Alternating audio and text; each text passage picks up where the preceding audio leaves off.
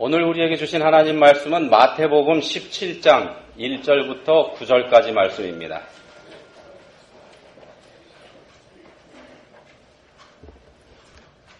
한 목소리로 읽겠습니다.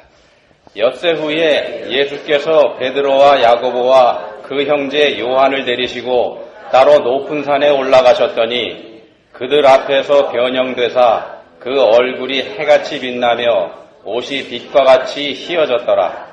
그때 모세와 엘리야가 예수와 더불어 말하는 것이 그들에게 보이거늘 베드로가 예수께 여쭈어 이르되 주여 우리가 여기 있는 것이 좋사오니 만일 주께서 원하시면 내가 여기서 초막 셋을 짓되 하나는 주님을 위하여 하나는 모세를 위하여 하나는 엘리야를 위하여 하리이다.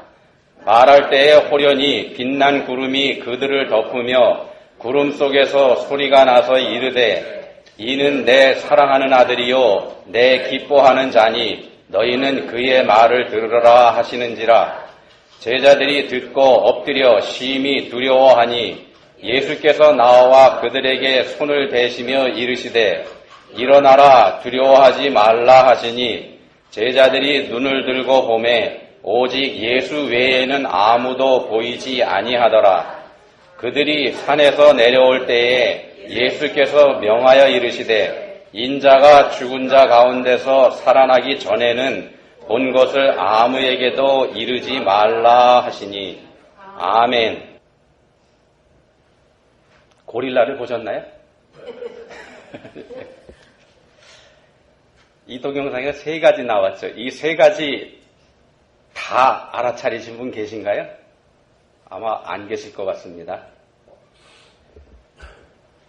1997년도에 하버드 대학에서 했던 실험 영상입니다. 심리학 역사상에서 가장 유명하고 독창적이면서 흥미로운 실험으로 꼽히는 그런 영상을 지금 보여드렸습니다. 데니얼 사이먼스 또 크리스토퍼 차브리스라고 하는 심리학자 두 사람이 인간의 인지 능력에 대한 비밀과 한계를 설명하기 위해서 함께 만든 영상입니다. 이 학자들은요, 우리가 일상에서 겪는 수많은 착각과 오해가 왜 생기는지 이거에 대해서 연구를 한 사람들입니다. 방금 보신 영상은 그 중에서 주의력 착각이라는 항목에 해당되는 그런 영상입니다. 자기가 보고 싶은 것만 보기 때문에 실제로 일어났던 일이지만 알아차리지 못한다. 이걸 얘기합니다. 주의력 착각이라고 그랬습니다. 이것 외에도요, 어떤 게 있는가 하면은 자신의 기억을 확신하는 기억력 착각, 자기의 능력을 과신하는 자신감 착각, 또 모르면서 안다고 믿는 지식 착각, 우연히 일어난 일이지만 당연히 일어나는 일로 착각하는 원인 착각, 그리고 훈련을 하면 지적 능력이 몇 배나 올라갈 수 있다고 믿는 잠재력 착각, 이런 것들이 있다고 합니다. 모두 6가지가 해당이 됩니다. 아인슈타인 다 아시죠? 아인슈타인 박사는 이런 말을 했습니다. 이 세상에 무한한 거, 한이 없이 엄청 큰 거, 이게 2가지가 있는데 그 2가지가 뭐냐면 첫 번째는 우주입니다. 우주는 무한하게 큽니다. 두 번째가 뭐냐 하면은요, 인간의 무지가 무한하게 크다고 얘기를 했습니다. 모르면서도 안다고 생각하거나 더 나아가서는 자신이 알고 있다고 굳게 믿고 있는 거, 이게 모두 여기에 해당이 됩니다.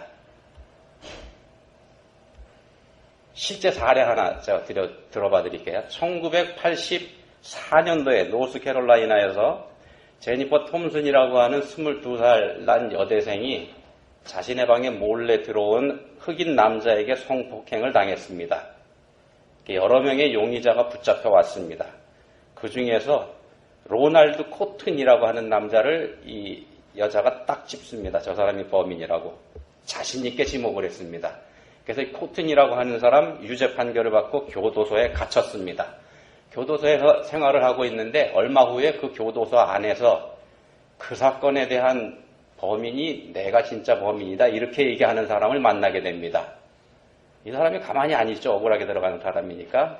다시 조사가 시작됐습니다. 그래서 피해자인 제니퍼 톰슨을 다시 불러서 두 사람 중에 누구가 범인인지 다시 한번 지목을 해봐라.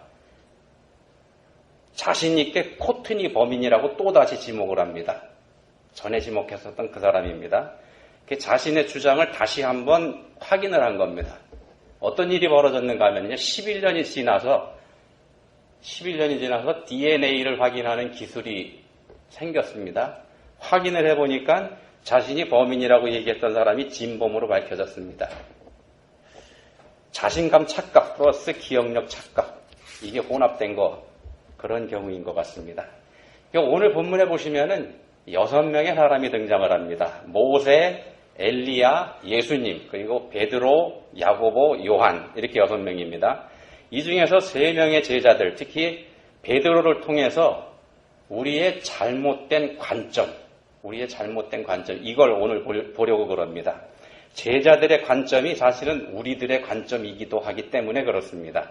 만약에 우리가 그 자리에 있었다고 한다면은요, 예수님께서 변화하시는 그 현장에 우리가 있었다고 그러면은 우리들도 베드로처럼 말했을 가능성이 높기 때문에 이 말씀을 드립니다. 아니면은 베드로의 나머지 2 제자는 아무 말도 안 했지 않습니까? 그 제자들처럼 아무 말도 못하든지 그런 모습을 우리도 보였을 거라는 겁니다. 한번 생각해 보십시오. 이스라엘 사람들에게 있어서 모세, 이 대단한 사람입니다. 어마어마한 사람입니다. 수많은 선지자가 성경에 등장합니다만 모세는 그 모든 선지자를 넘어서는 사람입니다. 민수기 12장 8절에 보시면 하나님께서 모세와는 내가 꿈과 환상을 통하지 않고 직접 대면해서 말한다, 이렇게 말씀하실 정도입니다. 하나님께서 그렇게 말씀한 사람 한 사람밖에 없습니다. 모세밖에는요. 오늘날까지도 그래서 모세는 이스라엘 사람들이 첫 번째 손가락에 꼽는 존경하는 인물, 그런 사람입니다. 그 모세가 지금 제자들 앞에, 자신들 눈앞에 있습니다. 그렇다 그러면 이 제자들의 마음이 어땠을까요? 그 모세를 보는 순간. 엘리야는요, 우리가 아는 것처럼 죽지 않고 살아서 하늘에 올라간 사람이지 않습니까? 성경에 수많은 기적이 있습니다만 죽지 않고 하늘에 올라간 사람 딱 2사람밖에 안 나옵니다. 노아 홍수 이전에는 에녹이라는 사람이 있었고 노아 홍수 이후에는 엘리야가 유일합니다. 그 엘리야가 지금 제자들 눈앞에 있습니다. 자신들 눈앞에 그 엘리야가 있습니다. 다시 한번 여러분께 질문 드립니다. 제자들의 마음이 어떠했을까요? 만약에 여러분들이 그 자리에 계셨더라면 여러분들 마음은 어땠을 것 같습니까? 예수님을 포함하면 모세, 엘리야, 예수님 이렇게 3분이 앞에 딱 계신 게 되는데 그 중에서 여러분들은 누구한테 더 관심을 두시겠습니까? 관점을 한번 바꿔서 보겠습니다. 예수님께서는 왜 이 자리에 제자들을 데리고 가셨을까? 12명의 제자들 중에서 3사람만 딱 택해서 데리고 가셨지 않습니까? 다 데리고 가지 않고 거룩하게 변모하신 이 모습을 제자들에게 꼭 보여주어야 할 분명한 이유가 있었기 때문에 그렇게 하셨다고 우리가 볼 수 있거든요. 그렇다면 그 이유가 뭔가? 그 이유 한번 찾아보겠습니다. 본문 1절이 이렇게 시작합니다. 엿새 후에 이렇게 시작합니다. 본문은 엿새 전에 있었던 일과 연결이 되어 있는 그런 사건이라는 뜻이 됩니다. 본문이 17장 1절부터입니다. 그러면 엿새 전의 일은 16장에 있겠죠. 마태복음 16장 기사, 그거하고 이 사건이 연결이 되는 겁니다. 16장 13절에 예수님께서 빌립보 가이사랴에서 제자들에게 질문하시는 내용이 있습니다. 이렇게 질문하십니다. 사람들이 나를 누구라 하느냐? 그랬더니 제자들이 어떤 사람은 침례 요한이라고 그러고요. 어떤 사람은 엘리야가 왔다 그러고요. 또 어떤 사람은 엘리야나 선지자 중에 한 사람이라 그럽니다. 예수님. 이렇게 대답을 합니다. 그랬더니 예수님께서 다시 물으십니다. 그러면 너희는 나를 누구라 하느냐? 제자들은 별 생각 없이 예수님께 지금 말씀드리고 있습니다만 예수님으로서는 지금 중요한 질문하고 계신 겁니다. 제자들이 예수님하고 동고동락한 지도 꽤 됐습니다. 이 사람들이 예수님 따라다니면서 말씀도 많이 들었고요. 그리고 예수님께서 행하신 수많은 기적, 그걸 이 사람들이 직접 봤습니다. 많이 봤습니다. 그것도. 그래서 지금쯤은 제자들이 예수님의 정체, 예수님이 누구이신지에 대해서 알 때가 됐다. 이렇게 생각하시고 지금 물어보시는 겁니다. 예수님으로서는 제자들이 예수님이 누구신지 이걸 분명히 알아야지만 된다고 생각하셨기 때문입니다. 그래야지만 장차 예수님께서 십자가에 달려 돌아가셨다가 부활하시게 되는데, 그렇게 부활하신 예수님을 온 세상에 바르게 전할 수 있기 때문입니다. 그 예수님이 누군지 분명하게 알아야 바르게 전할 거지 않습니까? 너희는 나를 누구라 하느냐? 이 질문에 베드로가 훌륭한 답을 내놓죠. 주는 그리스도시요 살아계신 하나님의 아들이시니이다. 예수님께서 원하시는 답을 베드로가 지금 내놨습니다. 그래서 베드로를 크게 칭찬하셨습니다. 예수님께서 이 대답이 얼마나 만족스러우셨으면은요, 천국 열쇠를 내가 내게 주겠다, 이 말씀을 여기서 하십니다. 엄청난 말씀을 하신 거죠. 그리고 예수님께서는 비로소 이때부터 제자들에게 내가 십자가에 달려 죽을 거다, 십자가에 달려 돌아가실 것, 그리고 나서 부활하실 것, 이거 직접적으로 말씀하기 시작을 하십니다. 제자들로서는 전혀 생각하지 못했던 말씀을 지금 예수님이 하십니다.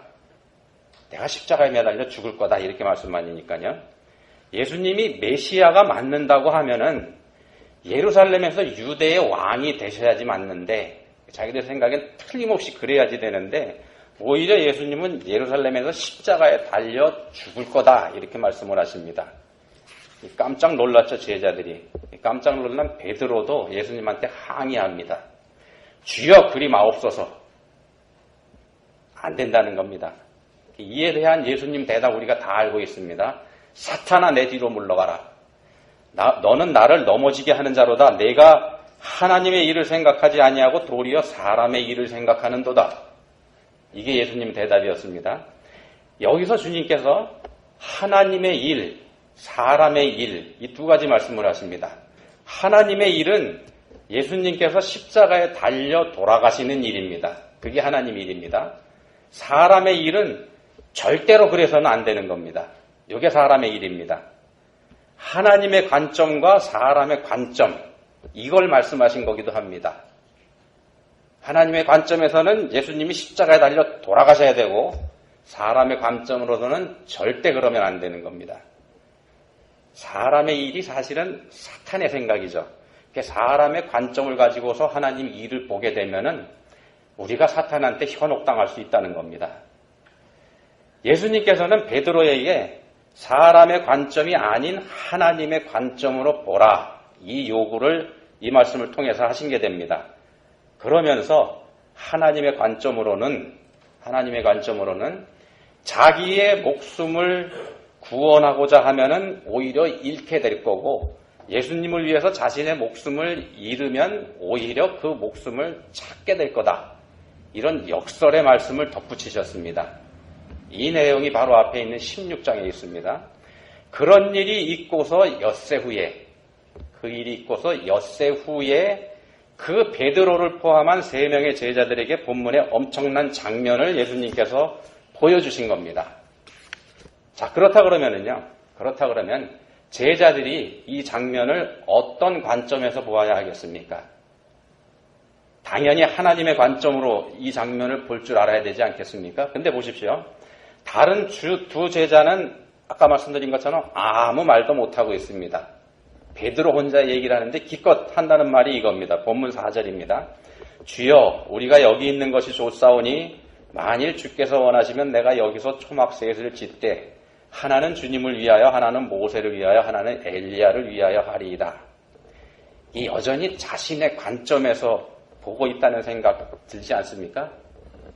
이게 사람의 한계입니다. 이게 사람이 가지고 있는 한계입니다. 우리들이 가지고 있는 한계이기도 하다는 말씀입니다. 동영상에서도 보신 것처럼요, 사람들은 자신의 관점에서 자신이 원하는 것만 보는 그런 한계를 가지고 있습니다. 3가지 다 보시는 사람 안 계시잖아요, 이 자리에. 그죠? 그게 증거입니다. 예수님께서도 그런 제자들의 한계를 알고 계십니다. 그렇기 때문에 더 이상의 다른 말씀 여기서 하시지 않으십니다. 그리고 예수님께서 부활하실 때까지는 세상에 공개하지 말라 하는 말씀으로 이 장면을 그냥 매듭 지어버리십니다. 사람의 관점으로 봐서는 그 누구도 이 장면 이해하지 못할 거라는 겁니다. 예수님께서 그걸 알고 계시는 겁니다. 다시 앞에서 질문드렸던 내용으로 한번 돌아가 보겠습니다. 세 명의 제자들의 마음이 어떠했을까? 제가 이거 여쭤봤죠. 세 명의 제자, 앞에 있는 모세, 엘리야, 예수님 세 분을 바라보고 있는 세 명의 제자들의 마음이 어떠했을까? 만약에 여러분들이 그 자리에 계셨더라면 여러분들은 누구에게 더 관심을 두시겠는지 이거 제가 여쭤봤습니다. 지금쯤은 여러분들 답을 찾으셨을 겁니다. 예수님이죠. 당연히 예수님한테 우리가 관심을 집중해야지 됩니다. 그러면 당연한 걸 뭘 그렇게 어렵게 찾은 것처럼 말하고 있느냐? 이렇게 생각하시는 분 혹시 계신가요? 그렇게 생각하시는 게 바로 우리가 원하는 것만 본다는 증거가 됩니다. 제자들 한번 다시 보시기 바랍니다. 이스라엘 사람이라 그러면은요, 누구나 존경하는 모세가 자기들 눈앞에 있습니다. 죽지 않고 하늘로 올라갔다고 하는 말로만 들었던 엘리야가 바로 눈앞에 있습니다. 그런데 그들하고 예수님이 지금 대화하고 계십니다. 그 대단한 사람들하고 예수님이 대화하고 계십니다.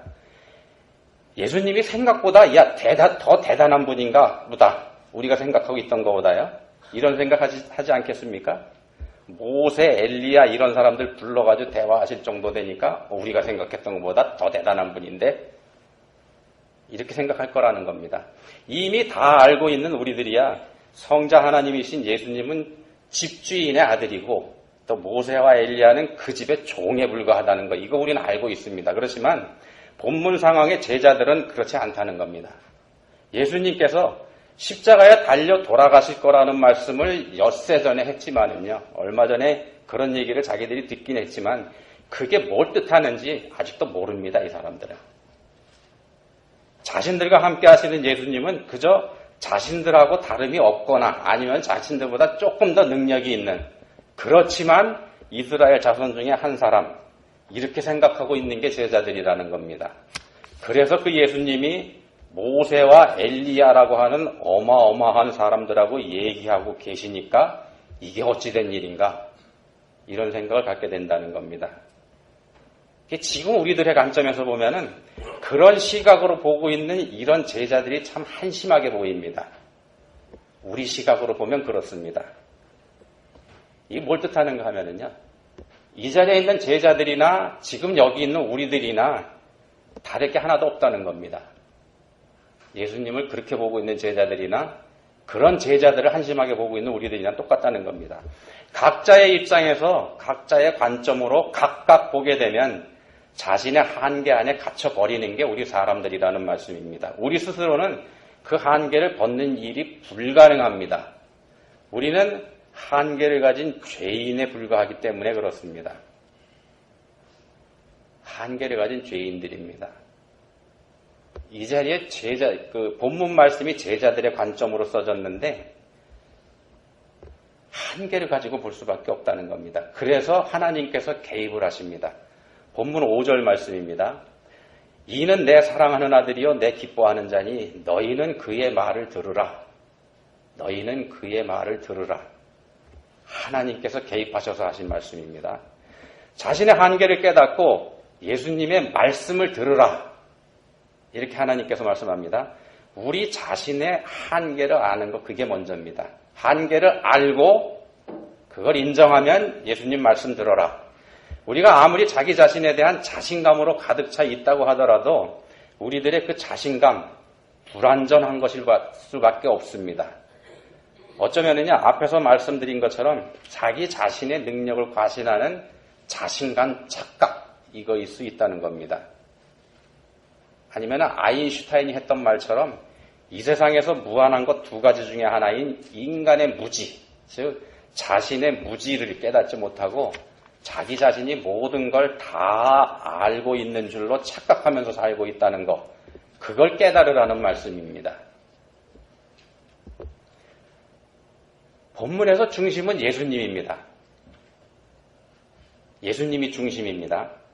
그 예수님께서 구약의 위대한 인물 모세, 엘리야 이 사람들하고 지금 대화하고 계십니다.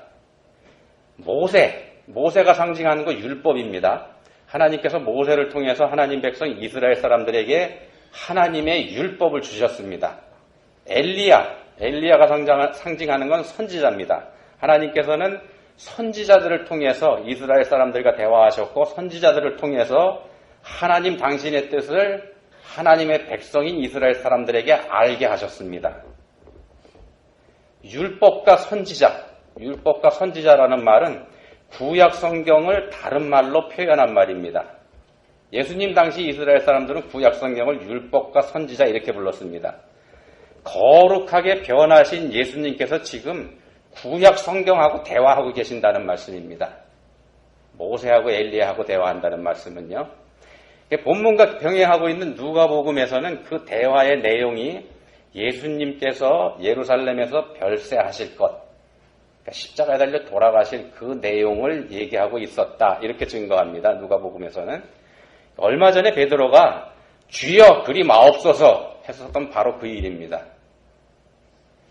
이 장면을 통해서 예수님은 당신이 바로 예수님 자신이 바로 구약 성경에서 증거해 오고 있는 메시아라는 사실을 제자들 세 사람에게 지금 똑똑히 보여주고 계신 겁니다. 이 장면의 주인공이 예수님이라고 말씀드렸습니다. 당연히 예수님이십니다. 근데 자신의 잘못된 관점으로 보게 되면은요, 제자들이 자신의 잘못된 관점으로 보게 되면 그 예수님은 보이지 않고 모세가 보입니다. 자신의 잘못된 관점으로 보게 되면 이 장면의 주인공이신 예수님은 보이지 않고 엘리야가 보이게 됩니다. 우리도 마찬가지입니다. 제자들하고 우리하고 같다고 말씀드렸습니다. 우리도 마찬가지인데 예수님을 보기보다는 이 세상 살아가는데 우리에게 없어서는 안 되는 것, 당장 우리 삶에 필수가 되는 돈, 이게 먼저 보입니다. 이 세상 살아가면서 다른 사람들에게 무시당하지 않기 위해서 남들이 알아줄 만한 명예, 이게 먼저 보입니다. 예수님보다요. 나를 무시하는 못된 사람 코를 눌러주기 위해서 필요한 권세, 이것도 먼저 보입니다. 예수님은 그 뒤에 보인다는 겁니다.